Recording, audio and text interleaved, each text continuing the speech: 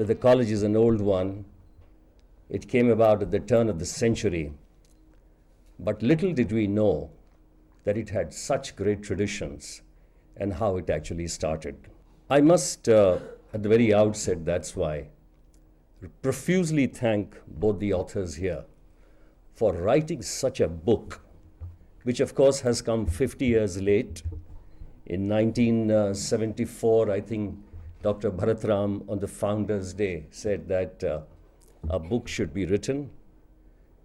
It came late, but what a piece it is. And I think the authors deserve another doctorate. Dr. Kavita ji, of course, deserves another doctorate for this. It has all the ingredients of a PhD thesis. It has information from the archives. It is based on field interviews. And I know personally, when Kavita ji described to me how they were running around the alleys and the various gullies of Delhi to get little nuggets of information and scraps of paper. Hats off to you. It's a great piece of scholarship, and we are all indebted to both of you. The movement 1939 to 1942, when the students were out on the roads and they were prosecuted, 5 of them were prosecuted, I think, as what research has gone into it.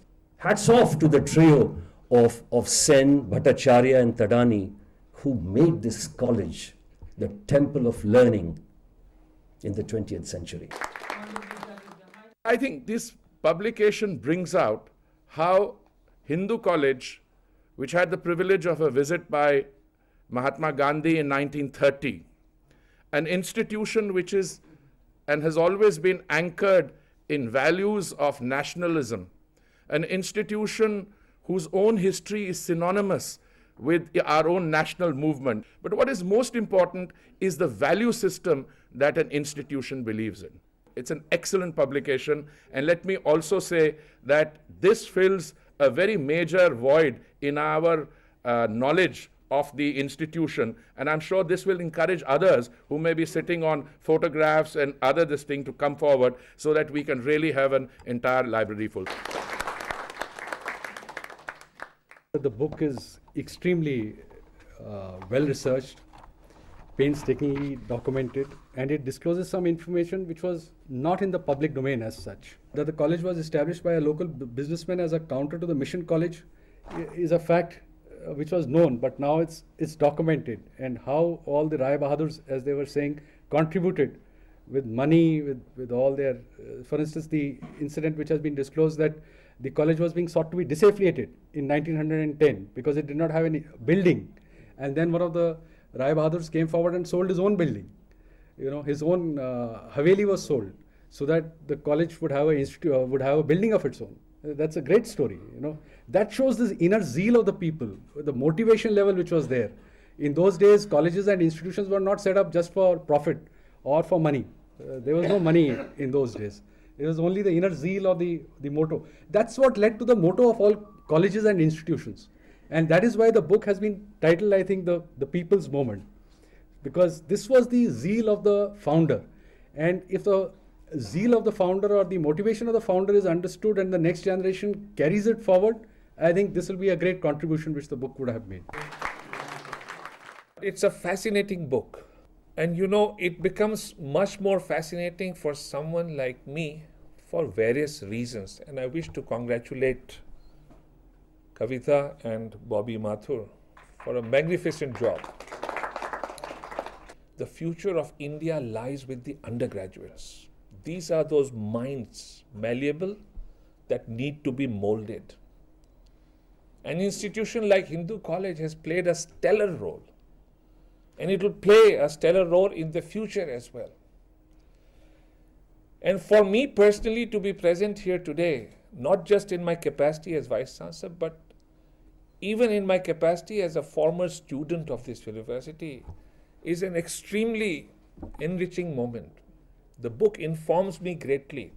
It complements, supplements most of my memories, notions, and perceptions of the college and of the university and of India. Hindu college started as a very small, as you know, residential college in a residential house in Kinari Bazaar, Chandni Chowk, with 13 students. And in the first year, they had only 94 rupees, as the book makes out. But this was collected as fees, 94 rupees as fees and 10 rupees as admission fee. So they had 104 rupees. This fascinating story of how the college got started, how it has developed in all these years, has been brought out in the books. Both Dr. Sharma and Mr. Mathur have done enormous amount of research in the National Archives, Delhi University Archives, Hindu College, and oral interviews and various other things. I tell you, it's not easy. Aparnandi very rightly reminded us of the various movements that were taking place in other parts of India. She referred to, rightly, Calcutta, and where also I was brought up. And College Square is as dear to me as Hindu College.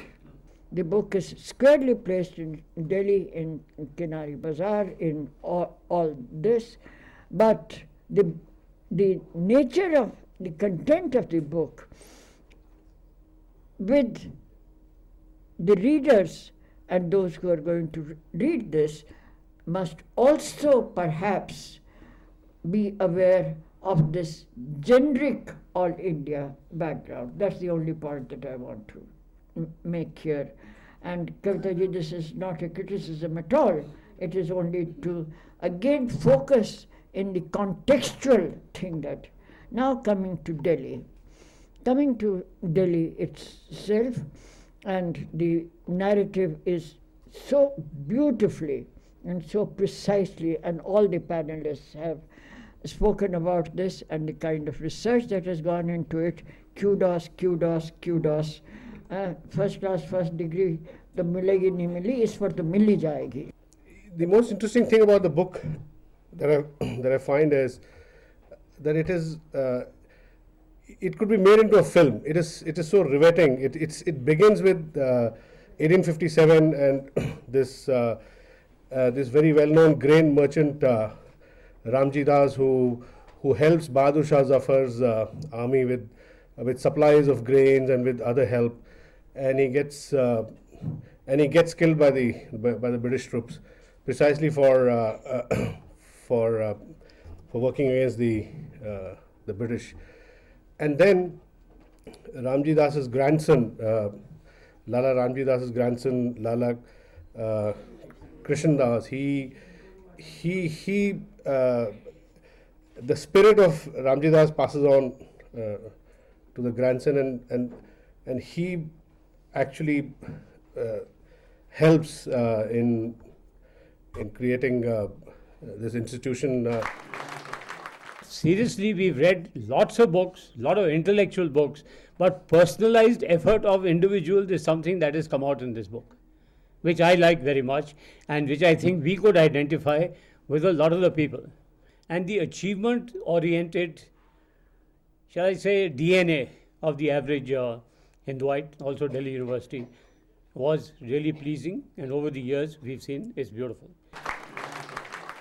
We did the official release of the book, but we wanted to create a forum whereby we can invite prominent alumni as well as people from the university to talk about the book and the contribution of the book, the research that has gone into it, and it's opened everyone's eyes on what is the history and nationalist fervor of the Hindu college. Well, I think today primarily the conclusion is that we must ensure that students from coming years, when they enter college, are exposed to the history of the college.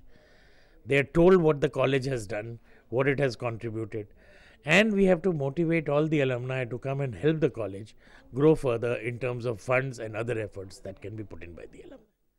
I wanted the college to understand what a glorious heritage it has, and that it's not just another college. It's a very, very important institution in itself, which has made great contributions to this country. I chose that title because we were always short on funds. And a time came when we were threatened with disaffiliation because we had no building and we had no money. And then some teachers of the college went from door to door asking for money. Also, when at its inception, Bhikshuk Mandali was formed to go and collect money from the ordinary people, not from any great saints or very influential people.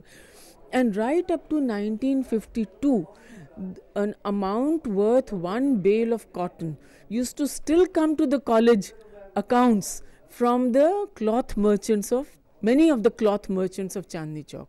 So it was really a people's movement. And if you see the Punjab Gazette, it says it is a college established for the common people, the Aam Aadmi, so to speak, to provide them affordable education of a kind that they can participate in the polity of the nation. So that is why I called it a people's movement. Took three to 4 years finding out little details, this very, very rare pictures we got. And even for small details, we used to get excited. We'll ring up each other at night, 12 o'clock, that we found this point. This has been confirmed.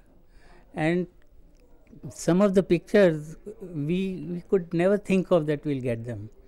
But we were lucky and we got that.